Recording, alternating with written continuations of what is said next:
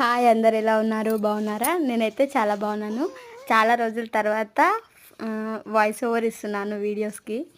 ఈరోజైతే fish fry చేసుకోవడం ఎలాగో చూసేద్దాం. ఫస్ట్ దానికంటే ముందు ఈ వీడియో అయితే ఫిషెస్ని ఫస్ట్ షాప్ నుండి తీసుకొచ్చిన తర్వాత క్లీన్గా ఎలా చేసుకోవాలి, డీప్ క్లీనింగ్ ఎలా చేయాలి అని చూపిస్తాను. ఫస్ట్ తెచ్చిన ఫిషెస్ని ఒక బౌల్లో వేసుకుని ఆ తర్వాత అందులో కొద్దిగంత సాల్ట్ వేసుకుని వాటర్ పోసి బాగా వాష్ చేయాలి. ఆ తర్వాత ఆ వాటర్ని వంపేసి మళ్ళీ అందులో కొన్ని వాటర్ పోసుకొని మళ్ళీ ఇంకొకసారి సాల్ట్ వేసుకొని బాగా క్లీన్ చేసుకోవాలి.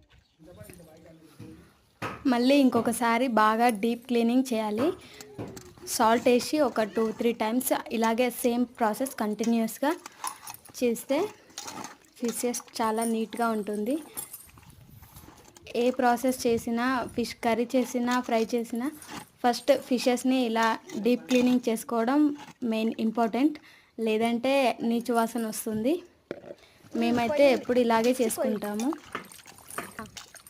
నెక్స్ట్ వీడియోలో ఫిష్ ఫ్రై చేయడం ఎలా అని, మేము ఎలా చేసుకుంటామని వీడియో పెడతాను.